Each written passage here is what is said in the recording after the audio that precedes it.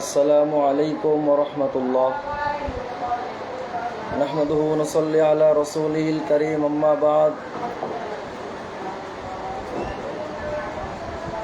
কাছে দূরে, দেশে প্রবাসে, যে যেখান থেকে আজকের এই লাইভ ভিডিওটি দেখছেন, সবাইকে জানাই শুভেচ্ছা ও অভিনন্দন। মনে বড় ব্যথা নিয়ে, কিছু কষ্ট নিয়ে আজকে লাইভে এসে হাজির হয়েছি আপনাদের মাঝে কিছু কথা বলার জন্য। আপনারা সকলেই জানেন 2024 সালে এই মাসেই ফ্যাসিবাদের বিরুদ্ধে বাংলাদেশে একটি গণঅভ্যুত্থান হয়েছিল, আন্দোলন হয়েছিল, যেটাকে আমরা জুলাই আগস্ট আন্দোলন হিসাবে জানি। ছাত্র জনতার এবং দেশের আলেম সমাজ, পীর মাশায়েখ ও আপামর সাধারণ জনতা সবাই এক হয়ে যখন ঐক্যবদ্ধভাবে ফ্যাসিস্ট আওয়ামী লীগ, শেখ হাসিনা তার বিরুদ্ধে যখন গর্জে উঠেছিল 5 আগস্ট, তখন দেশের জনগণের আন্দোলনের কারণে দেশের ক্ষমতা ছেড়ে দিল্লিতে পালাতে বাধ্য হয় শেখ হাসিনা। আমরা অনেকেই মনে করি যে আওয়ামী ফ্যাসিবাদ বিদায় হয়ে গেছে, এখন আর মনে হয় কোনো ফ্যাসিবাদ নেই। কিন্তু আওয়ামী ফ্যাসিবাদ বিদায় হলেও পুরাতন ফ্যাসিবাদ বিদায় হয়ে গেছে, নতুন ফ্যাসিবাদের আবার জন্ম হতে শুরু করেছে। নতুন ফ্যাসিবাদ আবার নতুন করে মাথাচাড়া দিয়ে উঠতেছে। দেশে একের পর এক সহিংসতা, খুন খারাপি, মানুষ হত্যা ইত্যাদি আমরা লক্ষ্য করছি। একটি গোষ্ঠী ক্ষমতায় যাওয়ার জন্য, ক্ষমতা পাওয়ার জন্য তারা এখন জনগণের উপরে জুলুম, নির্যাতন এবং ভয়াবহ হত্যাকাণ্ড চালিয়ে তারপরে তারা ক্ষমতা নিতে যাচ্ছে। বিএনপির রাজনীতি করতে করতে টাকা পয়সা, ধনভাণ্ডার ফুরিয়ে গেছে, যার কারণে এখন জনগণের কাছ থেকে, জনগণকে মেরে জনগণের কাছ থেকে চাঁদা তুলতে শুরু করেছে। একটি রাজনৈতিক দল হিসাবে কখনোই এটা কাম্য নয় এবং দেশের মানুষ তাদের কাছ থেকে এ ধরনের আচরণ কখনোই আশা করে না। সুতরাং আমরা এর তীব্র নিন্দা জানাচ্ছি এবং প্রতিবাদ জানাচ্ছি। প্রিয় দেশবাসী, আপনারা জানেন 9 জুলাই বুধবার যুবদলের কিছু নেতা, সন্ত্রাসী আগ্রাসী কিছু মানুষ, তারা চাঁদাবাজি করে, টেন্ডারবাজি করে, সোহাগ নামে একজন ব্যবসায়ী, তিনি ভাঙ্গারির ব্যবসা করতেন, তাকে চাঁদা না দেওয়ায় পাথর মেরে হত্যা করে। এটা আইয়ামি জাহিলিয়াতের যুগের চেয়েও আরও জঘন্য। আমরা আইয়ামি জাহিলিয়াতের যুগের সমালোচনা করে থাকি, বিভিন্ন সমালোচনা, কিন্তু এই যুগে যা হচ্ছে তা আইয়ামে জাহিলিয়াতের যুগকেও হার মানিয়ে দিয়েছে। সুতরাং এই সমস্ত সন্ত্রাসী, এই সমস্ত আগ্রাসীদের আমরা কখনোই বাংলাদেশে দেখতে চাই না। আমরা যেভাবে আওয়ামী ফ্যাসিবাদকে ঝাঁটাপিটা করে বিদায় করেছি, জোতাপিটা করে বিদায় করেছি, এ ধরনের সন্ত্রাসী কাণ্ডকর্মে যারা জড়িত থাকবে, এ ধরনের সন্ত্রাসী যারা করবে, আমরা তাদেরকেও আবার ঝাঁটাপিটা করে, জোতাপিটা করে বিদায় করতে আমরা প্রস্তুত।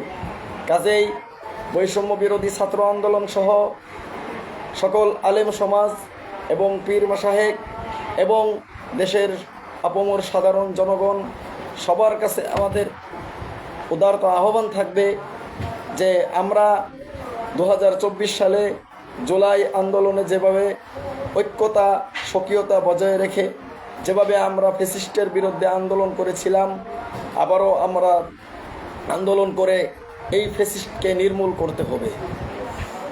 বিএনপির এই কর্মকাণ্ড জনগণ এখন জেনে গেছে, জনগণ এখন বুঝে গেছে।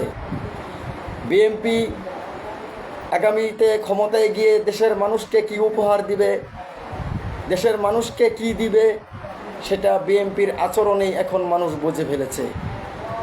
ক্ষমতায় যেতে পারে নাই, এখনই যে হত্যাকাণ্ড, খুন, ধর্ষণ ইত্যাদি চালিয়েছে, প্রতিদিন আমরা তা নিউজ পাচ্ছি। যদি ক্ষমতায় যায় তাহলে এরা কি করবে? তাহলে এরা দেশকে আরও ক্ষতিগ্রস্ত করবে। এই বিএনপির আমলেই কিন্তু দেশ দুর্নীতিতে 5 বার চ্যাম্পিয়ন হয়েছিল, বিশ্ব চ্যাম্পিয়ন। এটা আওয়ামীদের আমলে না, এটা বিএনপির আমলেই হয়েছিল। 2001 সালে যখন তারা ক্ষমতায় গেল, 2001 সাল থেকে 5 সাল পর্যন্ত তারা ক্ষমতায় ছিল। 2001 সাল থেকে নিয়ে এই 5 বার দুর্নীতিতে চ্যাম্পিয়ন তারাই করেছিল। সেই বিএনপির রূপ আজকে আমরা দেখতে পাচ্ছি।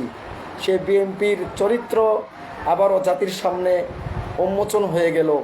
সে বিএনপির চরিত্র এখন জাতি দেখতে পেল। বিএনপির প্রতি মানুষের যে আস্থা বিশ্বাস ছিল, সেই আস্থা বিশ্বাস এখন জনগণের আর নেই। বিএনপির বড় গুণ মানুষ হত্যা, মানুষ খুন। বিএনপির বৈশিষ্ট্য চাঁদা পেলেই তারা সুস্থ। বিএনপি চাঁদা তুলে পল্টনে আর টাকা পাঠায় লন্ডনে। বিএনপি এই সমস্ত খুন খারাপি করে তারা ক্ষমতা দখল করতে চায় এবং অন্তর্বর্তীকালীন সরকারকে বিপদে ফেলতে চায়। শুধু তাই নয়, ইসলামী দল যারা রয়েছে, যে সমস্ত ইসলামী দল রয়েছে, তারা ঐক্য করতেছে এবং ঐক্য করার একটা পর্যায়ে তারা এসেছে। আর ঠিক তখনই বিএনপির মাথা খারাপ হয়ে গিয়েছে যে এই সমস্ত ইসলামী দলগুলোর যদি ঐক্য হয়ে যায় তাহলে তো আমাদের পার্সেন্টেজ কমে আসবে, আমাদের তো ভোট কমে আসবে, আমরা তো ক্ষমতায় যেতে পারবো না। 15 বছর এমনি আমরা ক্ষমতার বাইরে থেকেছি।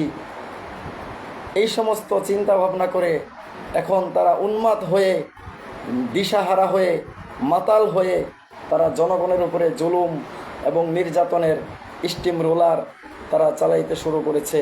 বিভিন্ন চাঁদাবাজি করতেছে, টেন্ডারবাজি করতেছে। ওই লন্ডন থেকে বসে বসে ইন্ধন দেয়, আশকারা দেয়, বাংলাদেশে আসার কোনো সুযোগ পায় না, বাংলাদেশে আসতে পারে না। এত বড় নেতা, এত বড় শক্তিশালী সব কিছুই, কিন্তু তারা ওখানে বসেই ইন্ধন দিতে পারে, আশকারা দিতে পারে। দেশের ক্ষতি করার জন্য, নিজেদের ক্ষমতার জন্য, নিজেদের ভাগবটোয়ারা কিছু স্বার্থ হাসিল করার জন্য তারা এই কাজগুলো করতে পারে। দেশের মানুষ কখনোই তাদের কাছে কাম্য নয়।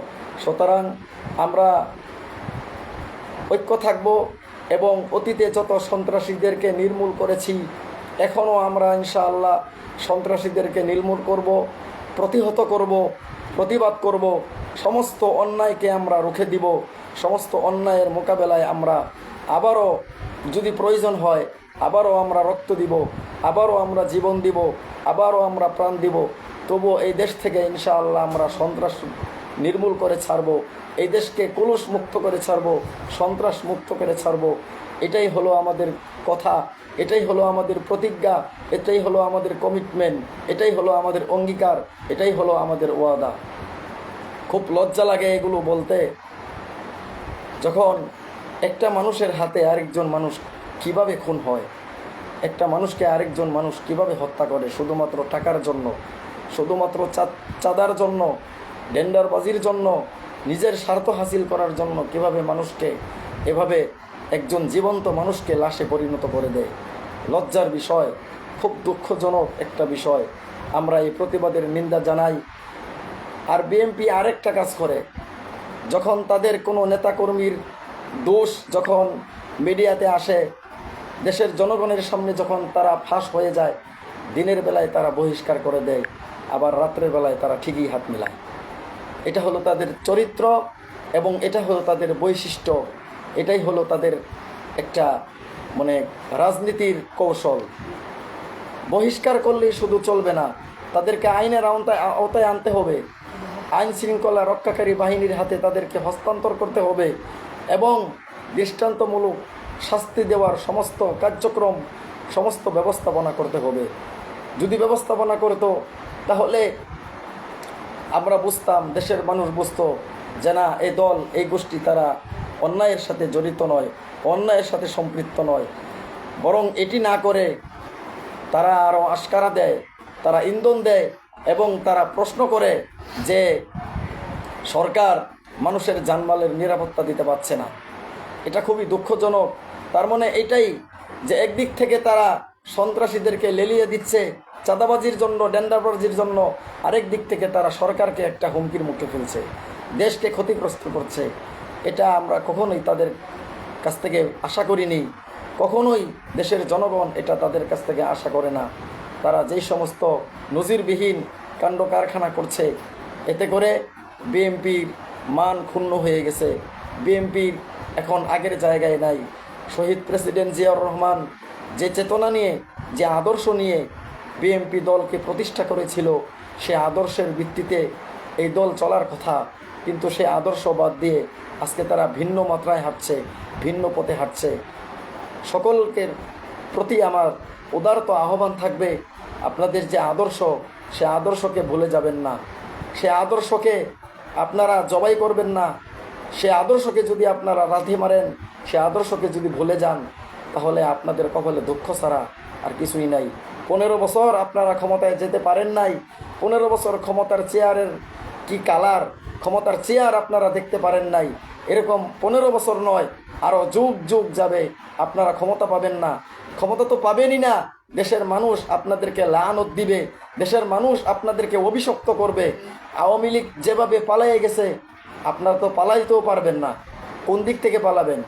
ভারত আপনাদেরকে জায়গা দিবে, পাকিস্তান আপনাদেরকে জায়গা দিবে, সমস্ত দোয়ার, সমস্ত কার্যক্রম বন্ধ হয়ে যাবে, আপনারা পালাইতেও পারবেন না। সুতরাং আপনারা আপনাদের ভুল সংশোধন করে নির্বাচনের আগে আপনারা ভালো কিছু করার চেষ্টা করেন, দেশের মানুষকে আশ্বস্ত করেন, সরকারকে আশ্বস্ত করেন, আলেম সমাজকে আশ্বস্ত করেন, তাহলে আপনারা ভালো কিছু করতে পারবেন, দেশের ক্ষমতায় যেতে পারবেন। আর যদি আওয়ামীদের মতো এভাবেই লুণ্ঠন করে, চাঁদাবাজি করে, ডেন্ডারবাজি করে ক্ষমতায় যেতে চান, ক্ষমতায় যেতে পারবেন না, বরং ধানের শীষ নিয়ে বঙ্গোপসাগরে আপনাদের নিক্ষিপ্ত হতে হবে। সুতরাং সকল দেশবাসীকে আমাদের আহ্বান থাকবে এবং সরকারের কাছে, মাননীয় উপদেষ্টা ডক্টর ইউনূস সাহেবের কাছে, আমাদের দেশের সকলের জনগণের এটা দাবি, যেই সমস্ত মানুষ এই সোহাগ হত্যার পিছনে জড়িত, যে বা যারা জড়িত, যত বড় নেতাই হোক না কেন, যত বড় শিল্পপতিই হোক না কেন, যত বড় কিছুই হোক না কেন, তাদেরকে অল্প দিনের মধ্যেই আওতায় আনতে হবে, আইনের আওতায় আনতে হবে এবং দৃষ্টান্তমূলক শাস্তি প্রদান করতে হবে, তাদেরকে ফাঁসি দিতে হবে। আমরা বিভিন্ন জায়গায় শুনতে পাই যে যুবদল নেতারা, ছাত্রদল নেতারা রাস্তা দিয়ে গাড়ি চলতে দেয় না, তারা চাঁদার জন্যে বাস আটকে ফেলে, ভাঙচুর করে, দেশের সম্পদ নষ্ট হয়। ভাঙচুর করলে দেশের সম্পদ নষ্ট হয়, তাদের নিজেদের সম্পদ তো নষ্ট হয় না, দেশের সম্পদ নষ্ট হয়। এই সমস্ত ভাঙচুর যারা করে, এই সমস্ত সন্ত্রাসী হায়ওয়ান জানোয়ারদেরকে আপনারা রুখে দাঁড়াবেন এবং আইন শৃঙ্খলা রক্ষাকারী বাহিনী এর পেছনে কাজ করবে। আমরা সকলেই স্বতঃস্ফূর্তভাবে সরকারকে সহযোগিতা করব, আইন শৃঙ্খলা রক্ষাকারী বাহিনীদেরকে সহযোগিতা করব। এই কথা বলেই আজকের আমি আমার বক্তৃতা শেষ করছি এবং শোক আহত পরিবার, সোহাগ হত্যার পরিবারের প্রতি সমবেদনা জানাচ্ছি। আসসালামু আলাইকুম ওয়া রাহমাতুল্লাহি ওয়া বারাকাতুহু।